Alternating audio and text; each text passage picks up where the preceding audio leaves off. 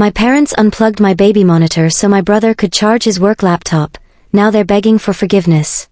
Where's the baby monitor plugged in? I ask, my voice sharp with sudden panic.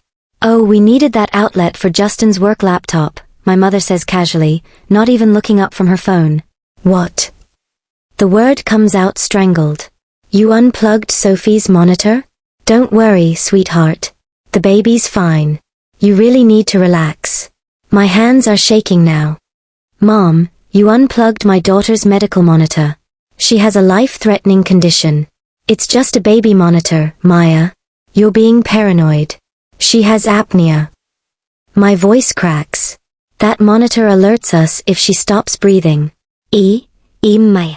Today, I'm going to tell you a story that still makes my blood run cold when I think about it. But before I continue, let me set the stage for you. I'm 29 years old and I work as a pediatric nurse at Seattle Children's Hospital. 8 months ago, I became a mother to the most beautiful baby girl in the world, Sophie. She's perfect in every way, with her father's hazel eyes and my auburn curls. But Sophie was born with a serious medical condition that requires constant monitoring, infant apnea. Her breathing can stop randomly during sleep, and without immediate intervention, the results could be fatal. That's why we use a specialized baby monitor that alerts us the second her breathing becomes irregular or stops. This isn't some fancy gadget we bought off Amazon. It's medical equipment prescribed by her pulmonologist, Dr. Helen Richardson. And it's literally the difference between my daughter living and dying. The alarm is loud, distinctive, and designed to wake sleeping parents immediately. We keep it plugged in 24/7, positioned to capture every breath Sophie takes, and we never turn it off. My parents know this. I've explained it multiple times. So has my husband, Cameron, who's a paramedic and equally vigilant about Sophie's safety. We've walked them through the equipment, shown them how the alerts work, demonstrated the different alarm patterns, and made it crystal clear that this monitor stays on and plugged in at all times. No exceptions. Ever. My parents, Donna and Greg, are in their early 60s and recently retired. Mom from teaching high school English, Dad from working as an accountant. They mean well, I think, but they've always had a problem with boundaries and priorities, especially when it comes to my younger brother, Justin. He's 27, works in software development, and has been the golden child our entire lives. Despite contributing nothing meaningful to family relationships, Justin is the type who shows up when it's convenient, leaves when it's not, and expects everyone to accommodate him because he's brilliant, and under pressure, and working on something revolutionary. My parents enable this constantly. They rearrange their lives around his schedule, praise his mediocre accomplishments like he's won a Nobel Prize, and make excuses when he's rude or thoughtless. I'd learned to live with the favoritism growing up. I was the responsible one who didn't need as much attention, so I got less, classic invisible child dynamics. But I'd built my own life, married someone wonderful, and established boundaries that kept the family dysfunction at arm's length. Then Sophie was born with apnea. And suddenly, I needed help. Real help. The kind that required my parents to actually prioritize my needs over Justin's comfort. That's when everything fell apart. Sophie's apnea was diagnosed 3 days after birth when she stopped breathing during a routine diaper change. 1 second she was fine, the next she was turning blue in my arms. The hospital stay that followed was the most terrifying week of my life. Watching monitors constantly, learning infant CPR on a practice doll while my real baby lay in the NICU, understanding that my newborn daughter could die in her sleep if we weren't vigilant. We came home with equipment, training, emergency protocols, and the acute awareness that parenting for us meant constant alertness. The first few months were absolutely exhausting. Cameron and I took shifts sleeping, so someone was always aware of the monitor. I couldn't return to work because childcare facilities wouldn't accept an infant with apnea. The liability was too high. Our entire lives revolved around keeping Sophie breathing. My parents offered to help, which I initially appreciated. They'd come over during the day so I could shower or take a nap. Always with strict instructions about the monitor, never unplug it. Never turn it off. If the alarm sounds, check on Sophie immediately and call us if you're worried. They seemed to understand. For the first few months, things went smoothly.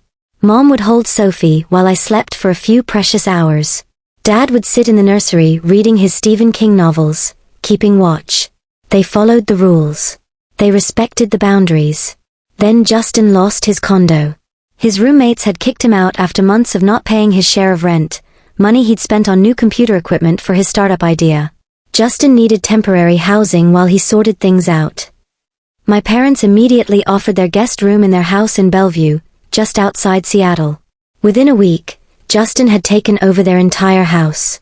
His tech equipment spread across their dining room, 2 massive monitors, LED light strips, a microphone set up for video calls. His schedule dictated meal times because he couldn't be disturbed during critical coding sessions.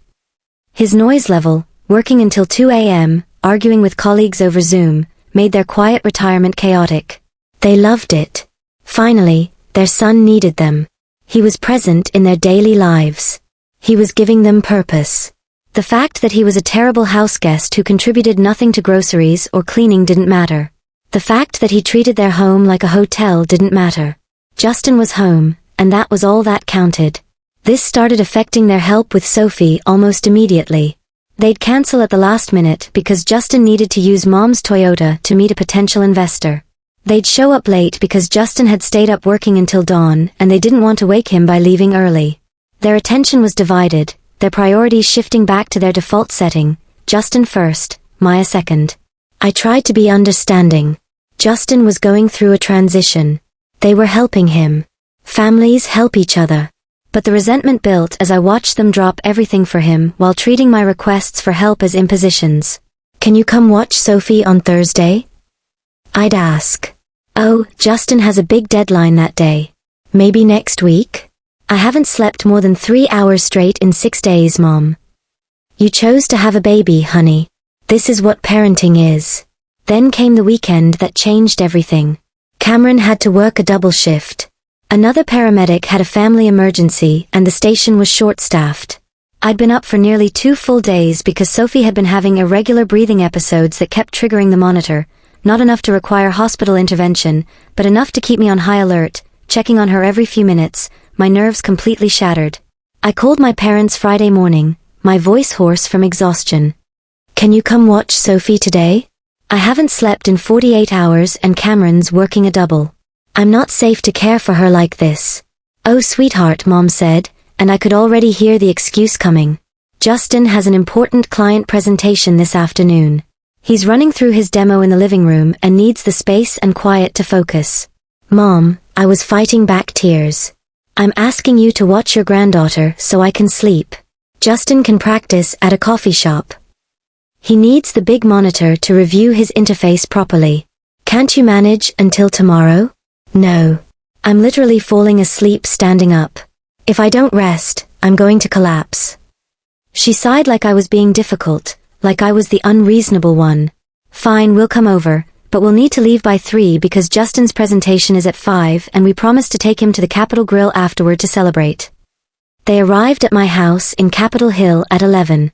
Dad was carrying Justin's laptop bag along with Mom's purse, a massive gaming laptop that probably cost more than my first car. Justin asked us to drop this off at his colleague's place for him, Dad explained. We'll do that after you've rested. I was too exhausted to question why a 27-year-old man couldn't deliver his own laptop. I just wanted sleep. Needed it desperately. I showed them Sophie sleeping peacefully in her crib, the monitor displaying her steady breathing pattern on the screen, the sensor pad under her mattress, the alert system armed and functioning. The green light blinked steadily. Everything normal. Everything safe. Remember, I said, gripping the crib rail to stay upright, don't unplug the monitor for any reason. If the alarm goes off, check on her immediately. Call me if anything seems wrong, even slightly wrong. Her emergency inhaler is on the changing table if she needs it. We know, honey, Mom said, already looking at her phone, scrolling through something. We've done this before. I went to my bedroom, set an alarm for 2 hours, just enough to take the edge off the exhaustion, and collapsed into bed. I was asleep before my head hit the pillow. I was so deeply asleep that I didn't hear my parents moving around the house. Didn't hear them in Sophie's nursery. Didn't hear the conversation that would haunt me. What woke me was Cameron bursting through the bedroom door at 1:15 in the afternoon, still in his paramedic uniform, his face white with panic, his eyes wide with fear. Where's Sophie? He demanded, his voice shaking. And that's when my world stopped. I bolted upright, disoriented and confused, my heart already racing. With my parents? Why? What's wrong? Cameron's hands were clenched into fists. The monitor's been offline for 52 minutes. I've been checking it from the station. We have the app synced to both our phones, remember? It showed disconnected. Where is she? The words didn't make sense. Disconnected. The monitor was always connected. Always. We ran to the nursery together. My parents were in the living room watching HGTV, relaxed and unconcerned, drinking the lemonade I'd made that morning. Sophie was in her crib, sleeping peacefully. The monitor's power light was off. Dark. Dead. My heart stopped. Where's the baby monitor plugged in? I asked, my voice coming out strangled. Mom looked up from the TV. Oh, we needed that outlet for Justin's work laptop. Don't worry, sweetheart. The baby's fine. You really need to relax. You unplugged my daughter's monitor. I couldn't breathe, couldn't process what I was hearing. She has a medical condition. It's just a baby monitor, Maya. You're being paranoid about all this. She has apnea. I was shouting now, not caring. That monitor alerts us if she stops breathing. Cameron was already at the crib, his paramedic training kicking in as he assessed Sophie, checking her breathing, her color, her responsiveness. His hands were shaking as he touched her tiny chest, feeling for the rise and fall of breathing. She's okay, he said, his voice cracking with relief and rage. She's breathing fine. But she might not have been if she'd stopped breathing while the monitor was off. We were right here, Dad said defensively, gesturing at the couch 15 feet away. We were watching TV. We could hear if something was wrong. You can't hear apnea. I was shaking now, adrenaline and terror making my hands tremble. That's why she has a monitor. That's why we told you never to unplug it. Well, Justin needed to charge his laptop for his presentation, Mom explained, like this was perfectly reasonable. The other outlets in the room weren't working properly, they're loose or something. This was the only good outlet. Cameron's face went from white to red. So you unplugged medical equipment for a laptop? Don't yell at your mother, Dad said, standing up now. We didn't know it was that serious. We told you multiple times. I was screaming, not caring if I woke Sophie, not caring about anything except the horror of what had almost happened. This monitor keeps Sophie alive. How is that not serious? You're overreacting, Maya. The baby's fine. See? She's sleeping right there. Cameron plugged the monitor back in, his movements sharp and angry. The green light flickered to life. The steady beeping resumed. Everything looked normal, but 52 minutes had passed. 52 minutes where Sophie had been unmonitored. 52 minutes where she could have stopped breathing and no one would have known. Get out, Cameron said, his voice low and dangerous. Both of you. Now. Cameron, that's completely uncalled for. You endangered my daughter because your son needed to charge his computer. You unplugged medical equipment we explicitly told you never to touch. Get out of our house. My parents gathered their things, offended and huffy, acting like we were the unreasonable ones, like we were overreacting, like what they'd done wasn't dangerous. My mother actually stopped at the door and said, "We were doing you a favor by coming here on short notice. This is the thanks we get?" "The thanks you get," I said, my voice cold as ice, "is that your granddaughter is still alive despite your negligence. Leave." They left. I collapsed on the couch, crying while Cameron checked every single setting on the monitor to ensure it was functioning properly. Sophie slept through everything, peaceful and unaware of how close she might have come to disaster. How long was she without monitoring? I asked when I could finally speak. Cameron checked his phone, pulling up the app history. The app shows it went offline at 12:23. It's 1:15 now. 52 minutes. 52 minutes. 52 minutes where if Sophie had stopped breathing, no alarm would have sounded. 52 minutes where my parents were watching home renovation shows while my daughter could have been dying silently 15 feet away. 52 minutes that happened because Justin needed to charge his work laptop and my parents thought that was more important than medical equipment. I called my parents that evening after Cameron went back to the station. Dad answered, his voice cold. "I need you to understand what you did today," I said, keeping my voice steady and controlled. "Sophie's apnea means her brain sometimes forgets to tell her lungs to breathe. When that happens, she stops breathing. Without intervention, she can die in minutes. The monitor detects when her breathing becomes irregular or stops, and it alarms. That alarm is the only way we know to check on her before it's too late. We didn't know it was that serious, Dad said. Yes, you did. I've explained this multiple times. So has Cameron. So has Dr. Richardson when you came to Sophie's 4-month appointment. You knew, and you unplugged it anyway because Justin needed an outlet for his laptop. He had an important presentation and Sophie has a life-threatening medical condition. I was yelling again. How is a work presentation more important than keeping your granddaughter alive? Silence on the other end. You made a mistake, Dad finally said. No, you made a choice. Justin's convenience over Sophie's safety. That's been your pattern our entire lives, Justin's needs over mine. But this time, it wasn't just me you deprioritized. It was my daughter, your granddaughter, a baby who could have died because you needed an outlet for a work laptop. That's not fair, Maya. We love Sophie. Then prove it. Tell me right now that what you did was wrong, that Justin's laptop charger is not more important than Sophie's breathing monitor. Say it. Another long silence.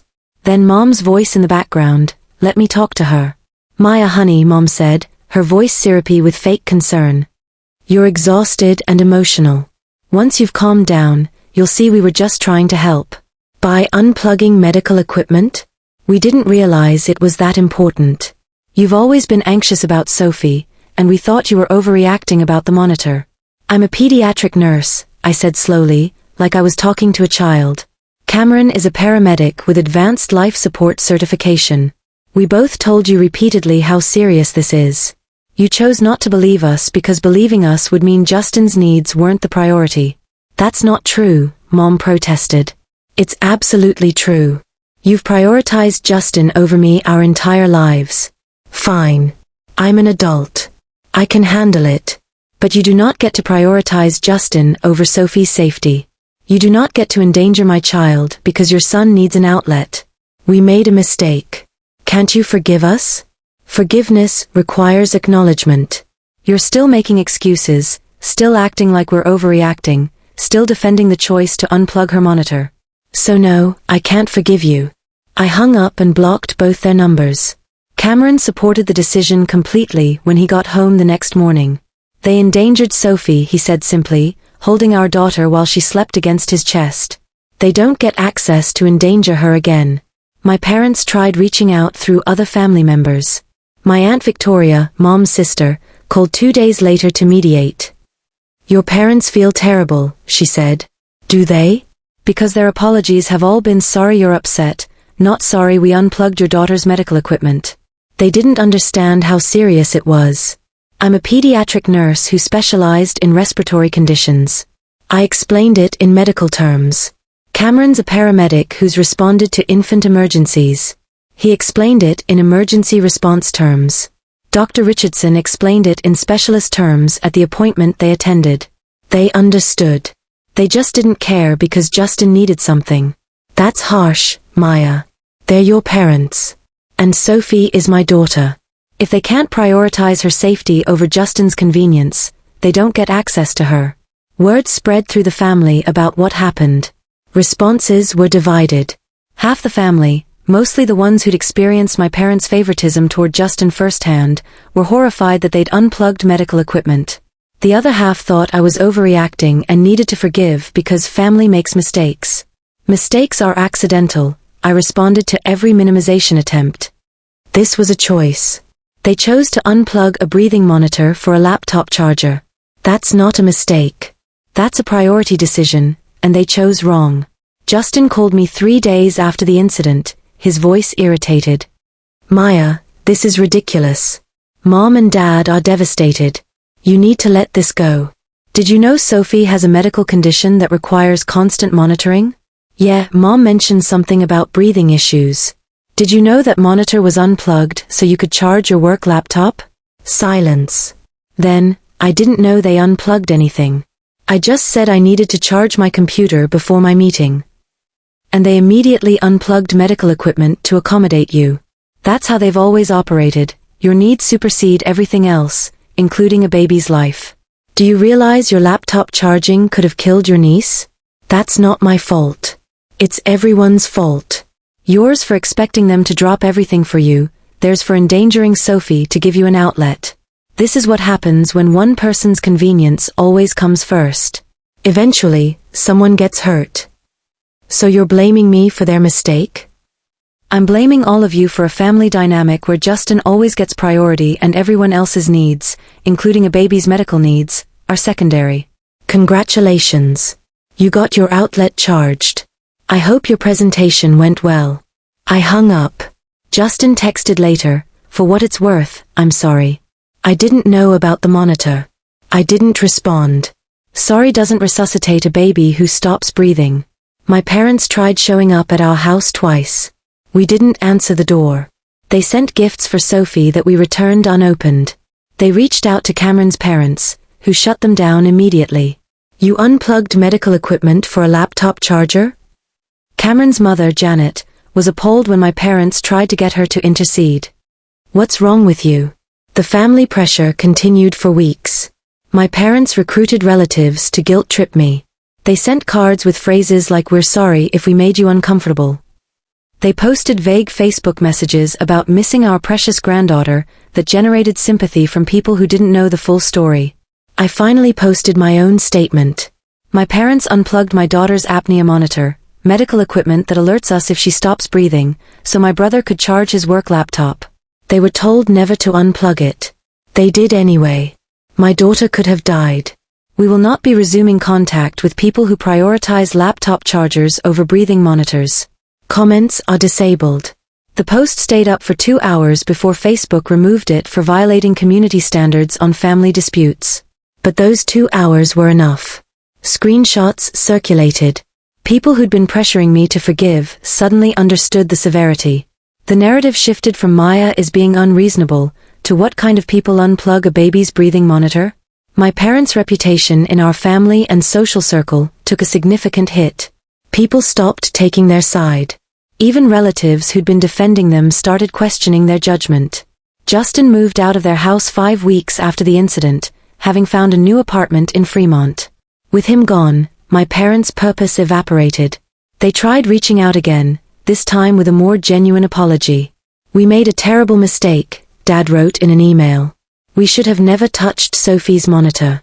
We should have told Justin to find another outlet or wait. We prioritized convenience over safety, and we're deeply sorry. It was closer to accountability, but still not enough, because buried in the apology was, "We hope you can forgive us and let us see Sophie again." They wanted forgiveness to restore access, not because they understood what they'd done wrong. That's not real accountability. That's negotiation. Dr. Richardson was horrified when I explained what happened during our next appointment. She documented the incident in Sophie's medical file and wrote a letter to my parents explaining in explicit medical terms why unplugging the monitor was dangerous. She did this without me asking, because she was appalled that family members would endanger a patient under their supervision. My parents called the letter unnecessary and humiliating. But here's what I know, Justin got his laptop charged. His presentation went fine. He got his celebration dinner at the Capitol Grill. Sophie lived through 52 minutes without monitoring, not because she was fine, but because she was lucky. Luck runs out. Boundaries don't. If your parents unplugged your baby's medical breathing monitor so your sibling could charge their laptop, would you ever trust them with your child again?